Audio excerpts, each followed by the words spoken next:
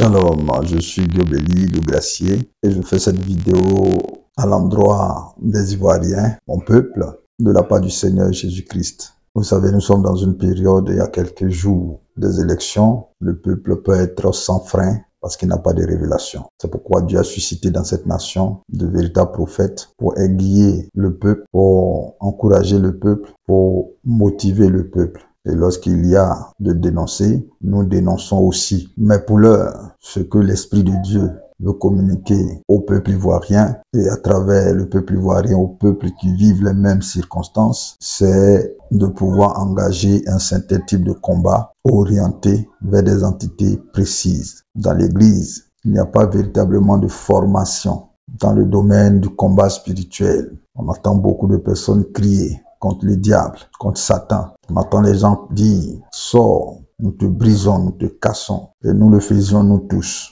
Jusqu'à ce que récemment Dieu daigne me donner une révélation que je veux partager avec vous. Cette révélation fait partie des choses que Dieu m'a dites de mettre par écrit et que j'ai consigné dans le livre. Vu le caractère urgent de ce que les élections sont censées produire selon le plan de Satan, selon le plan des occultistes, des satanistes, des méchants dans cette nation, Dieu me dépêche auprès de son peuple. J'ai reçu ce signe-là lorsque des personnes sont venues me dire, mais prophète, que pouvons-nous faire? Que pouvons-nous faire pour soutenir l'œuvre de Dieu? Que pouvons-nous faire pour soutenir le combat de la foi? J'ai posé la question au Seigneur et je viens moi aussi vous donner la réponse de ce que Dieu m'a dit. Dans le livre d'Éphésiens, le chapitre 6, l'apôtre Paul nous éclaire sur le type de combat que nous, chrétiens, nous menons, qui est un combat contre les entités spirituelles, non pas contre des personnes physiques. Donc ceux qui combattent dans la chair, combattent pour leur ruine. Mais nous combattons dans l'esprit et par l'Esprit de Dieu. Bien-aimés, depuis très longtemps, nous avons dit que la Côte d'Ivoire est dans une saison d'enfantement de toutes les promesses que Dieu a données dès le commencement. Maintenant, nous discernons dans ce temps que l'enfantement est difficile et nous ne voulons pas avoir affaire à une fausse couche comme par le passé. C'est pourquoi celui dont la voix fait enfanter les biches, l'Éternel, m'envoie parler à son peuple. Les Ivoiriens sont angoissés, mais c'est une coupe que nous devons boire. Les Ivoiriens ont peur. En attendant le 25 octobre prochain pour les élections, ils veulent s'occuper à être utiles pour la nation. Il y en a qui sont dans les rues, il y en a qui sont à genoux. Les Ivoiriens veulent aujourd'hui participer. Car la Bible dit malheur à celui qui éloigne son épée du carnage. C'est pourquoi je me tiens devant cette caméra et j'interpelle tout le corps du Christ à s'engager résolument dans ce combat. C'est le combat de la foi. Paul a dit, j'ai mené le bon combat. Cela suppose qu'il y a des combats qui ne sont pas utiles, qui ne sont pas bons et qui ne peuvent pas nous permettre d'atteindre l'objectif. Je viens comme prophète de Dieu, communiquer la pensée de Dieu à la population, à tous ceux qui espèrent en l'Éternel, en son secours. Lui qui a dit, invoquez-moi au jour de votre détresse, je vous répondrai. Il n'est pas un homme pour mentir. Il n'est pas un fils d'homme pour se repentir. Dieu veille sur sa promesse, il veille sur sa parole. Bien-aimés, l'apôtre Paul nous dit que nous avons à combattre contre des entités. Et il énumère une série d'esprits. Il parle des dominations, il parle des autorités, il parle des princes, donc des principautés, il parle des esprits méchants dans les lieux célestes. Comprenez une chose, le combat qui concerne les hommes se passe dans 3 sphères différentes. Et très souvent, nous combattons au hasard. Satan, je te chasse, je te lie, je te fais ceci, je te fais cela. Et nous n'avons aucun résultat réel parce que le monde spirituel est régi par des principes. Et ces principes, il faut avoir leur connaissance pour pouvoir les appliquer. L'homme est trinité. L'homme est trinité. L'homme est doté donc d'un corps, d'une âme et d'un esprit. Beaucoup disent l'homme est un esprit qui est doté d'une âme et qui vit dans un corps. Bien-aimé, si l'on veut délivrer une personne, il faut agir sur les 3 dimensions. L'esprit, l'âme et le corps. Comprenez que pour chaque dimension de l'homme, il y a un combat spécifique à mener. Ce qui concerne l'esprit, c'est ce qui est lié au céleste, c'est-à-dire à l'élément air. Ce qui concerne l'âme, c'est ce qui est lié à l'élément eau, c'est-à-dire ce que la Bible appelait les abîmes, c'est-à-dire les souterrains. Et ça, c'est lié à nos émotions. Ce qui est lié à la terre elle-même, ça c'est le corps, la matière. Donc, spirituel, émotionnel et physique. Donc, on ne peut pas mener les différents combats de la même manière. Il y a des entités qui régissent les domaines célestes. Il y a les entités qui régissent le domaine terrestre. Il y a des entités qui régissent le domaine aquatique, c'est-à-dire marin, et les abîmes. Parce que dans les souterrains, il y a les mers, il y a les eaux, mais aussi il y a le monde des morts. Et c'est ce que vous devez comprendre. Tout ce qui est lié à votre esprit, tout ce qui est capacité de l'esprit humain, c'est-à-dire tout ce qui est inspiration, intelligence, tout ce qui relève de la révélation, tout ce qui relève de votre science, de votre conscience, de votre connaissance, toutes ces choses sont liées au monde des esprits d'en haut. Alors quand le ciel est fermé par des entités qui bloquent donc le flux, qui bloquent la route d'en haut vers vous, vers votre esprit, vous êtes privé de révélation. Vous êtes privé donc de choses. Tout ce qui est don spirituel vient d'en haut. Tout ce qui est manifestation de la puissance vient d'en haut. Tout ce qui est lié à l'esprit vient d'en haut. La Bible nous en parle. Paul parle donc du troisième ciel. Cela suppose qu'il y a un deuxième ciel, un premier ciel. Entre le troisième ciel qui est la localisation des esprits de Dieu, c'est-à-dire du royaume de Dieu, en dessous juste, il y a le deuxième ciel qui est occupé par des entités qui sont hostiles à ce que le monde d'en haut, c'est-à-dire le royaume des cieux, approvisionne l'homme en connaissance, approvisionne l'homme en discernement, en parole de connaissance, tout ce qui est lié à l'esprit. Donc, quand vous n'arrivez pas à faire de songes, ou vous faites des songes, vous oubliez, ou vous n'êtes pas inspiré pour faire quelque chose dans votre domaine, ou quand vous n'avez pas la capacité de résoudre des problèmes spirituels, il faut aller chercher dans le combat d'en haut. L'apôtre Paul nous révèle que l'entité qui régit le monde d'en haut, c'est-à-dire le deuxième ciel, s'appelle le prince de la puissance de l'air. Déjà en Daniel chapitre 10, il portait un nom, le roi de Perse. Et dans Apocalypse chapitre 12, cette entité est montrée sur sa forme spirituelle comme étant un dragon à 7 têtes. Un dragon rouge à 7 têtes. Contre cette entité, le combat spirituel ne peut pas se mener de la même manière par rapport à l'entité qui régit la terre et qui régit les abîmes. Il faut connaître l'entité, il faut connaître comment le déchoir, il faut connaître comment le vaincre. L'une des choses que vous devez savoir, c'est que les hommes n'ont aucune autorité dans les plans spirituels, je veux dire dans les plans célestes. Pourquoi? Parce que l'homme n'est pas entièrement esprit. C'est pourquoi vous devez comprendre que si l'homme doit avoir une autorité, cette autorité ne sera que sur la terre. Vous comprenez?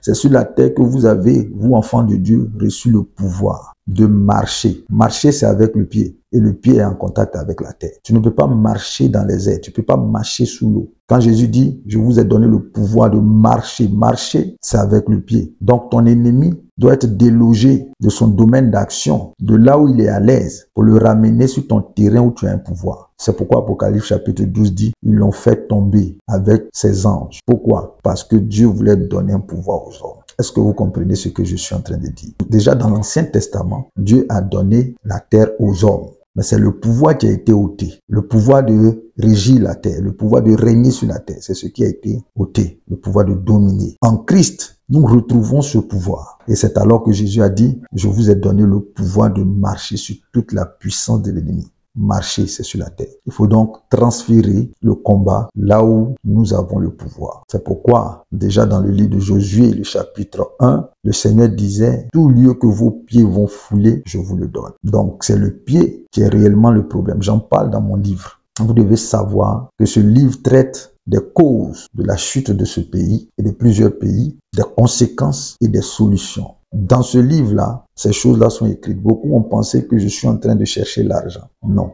Ça fait 12 ans que je suis sur les réseaux sociaux. Je n'ai jamais cherché l'argent sur le dos de Dieu. Et je ne vais pas le commencer même. Malgré toutes les vues que font ma page, elle n'est pas monétisée. Donc, arrêtez de venir dans les commentaires raconter n'importe quoi. Nous sommes en mission. Nous sommes en mission. Nous sommes prophètes de nation. Les révélations que je suis en train de vous donner même, Dieu a voulu les cacher à d'autres personnes et puis me les révéler à moi. Je dis gloire à Dieu. Je dis gloire à Dieu. Alors comprenez une chose, il faut déplacer le combat sur la terre. Comment on fait? La Bible dit que nous avons des alliés en tant qu'enfants de Dieu, qui sont les anges. Et ce sont les anges qui sont aussi des esprits purs, c'est-à-dire complètement purs, qui peuvent combattre contre d'autres esprits purs qui sont devenus impurs, qui sont les démons. Est-ce qu'on se comprend? Donc il faut engager le combat des anges. Comment tu fais? Un verset nous renseigne sur le sujet. Jésus a dit, si je voulais, j'allais invoquer mon Père et il allait m'envoyer 12 légions d'anges. Le Seigneur a dit dans le psaume 91, j'enverrai mes anges vous porter. Donc c'est Dieu qui envoie les anges. Il faut prier Dieu d'envoyer les anges combattre donc l'entité qui est sur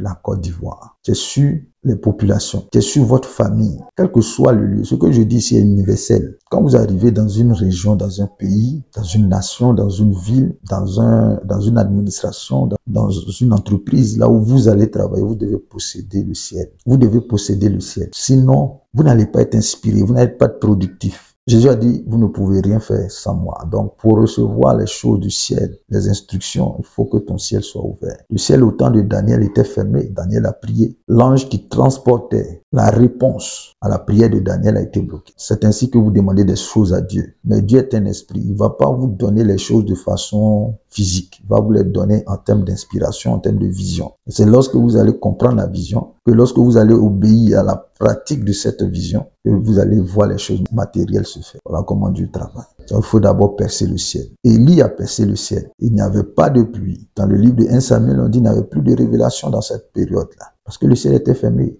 L'une des choses que le diable fait lorsqu'il veut dompter des hommes, individuellement ou collectivement, il ferme le ciel. Il ferme le ciel avec ses entités, mais qui sont nourries sur la terre par des personnes. Les occultistes, ils font des sacrifices pour renforcer donc ces dominations qui sont sur les nations, les familles, les villages, les peuples. Donc la prière à faire, c'est une invocation à l'Éternel, qui est le chef des armées, d'envoyer son armée, Michel, pour combattre contre le dragon. Ce dragon, qu'est-ce qu'il fait? Il fait avorter les destinées. Il effraie. C'est lui qui suscite la peur, l'angoisse, le trouble. Quand c'est arrivé, Jésus a prié. À Gethsémane, il a prié. Quel genre de prière il a fait? La prière fervente du juste. C'est-à-dire, c'est une prière qui t'amène à transpirer. C'est une prière qui est forte. C'est une prière qui réveille parce que le dragon ou le prince de la puissance de l'air, quel que soit le nom qu'il porte dans les générations, son travail, c'est d'assoupir spirituellement. C'est d'affaiblir spirituellement. Et vous allez le constater dans la nation, il n'y a plus de puissance en réalité. Les gens sont obligés d'aller prendre des choses. La puissance vient d'en haut. Okay? Donc aujourd'hui, je parle d'abord de comment vaincre l'entité qui est sur la nation. Je parle pour tous ceux qui sont aussi dans les autres pays, RDC, Burkina, vous tous qui subissez ces choses, même en France, partout. Si vous voulez que les choses changent dans vos pays, appliquez ce que je dis parce que c'est universel ce que Dieu m'a donné et que j'ai consigné dans le livre. Il faut que vous compreniez que ce n'est pas un livre dont le but est de susciter une richesse. Non, on n'a pas besoin de richesse, nous sommes déjà riches en Christ. Si on voulait se détourner des voies de Dieu, on allait accepter de rentrer dans la franc-maçonnerie quand les gens sont venus nous voir. On allait accepter de se mettre sous Jézabel. Mais nous sommes restés fermes parce que nous avons été mis à part. Alors, mes bien-aimés, Jésus a prié. Il a prié pendant 3 heures de temps. C'est une prière qui te fait transpirer. Tu pries pour un seul sujet. Père, ouvre le ciel. Donne-moi ta volonté. Inspire-moi. J'ai besoin d'une réponse. Seigneur, ouvre le ciel sur notre pays. Ouvre le ciel, fais intervenir tes anges. Et quand tous les Ivoiriens vont se mettre ensemble, le ciel va s'ouvrir.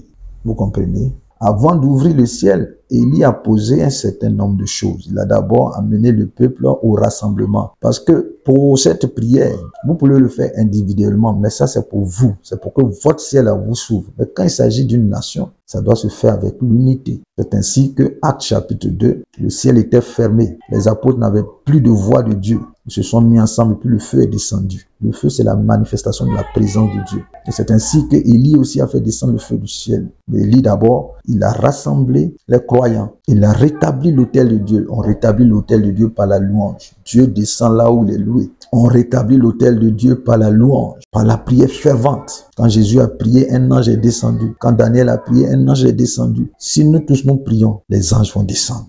Ils vont faire tomber l'entité. Et nous, selon ce qui est écrit dans le livre de Psaume 91, tu fouleras le lion et le dragon. Le dragon, il est dans les lieux célestes. Lorsque nous prions, il tombe. Et alors nous avons un pouvoir sur lui. Nous pouvons le fouler. Et voilà comment les choses se passent. Élie a rétabli l'autel de Dieu. Après cela, qu'est-ce qu'il a fait? Il a pris de l'eau et puis il l'a mis tout autour. L'eau, c'est l'élément qui est lié à l'âme. Je veux dire aux Ivoiriens, présentez vos âmes qui sont blessées à Dieu avant de prier. Si vous avez des rancœurs, des rancunes, Dieu ne va pas écouter vos prières. Il faut vous purifier. Jésus a dit, vous êtes déjà purs à cause de la parole. Donc, vos âmes ont été blessées à cause de toutes les injustices. Et c'était à dessein. Le diable voulait susciter des mauvais sentiments en vous. Parce que quand vous avez des mauvais sentiments, vous n'êtes pas éligible pour parler devant Dieu. Vous êtes considéré comme impur. Jésus dit, ce qui souille, c'est les pensées mauvaises du cœur. Heureux ceux qui ont le cœur pur, car ils verront Dieu. Donc, il faut vous nettoyer, il faut vous purifier dans le sang de Jésus, dans la repentance, avant de venir faire ce genre de prière.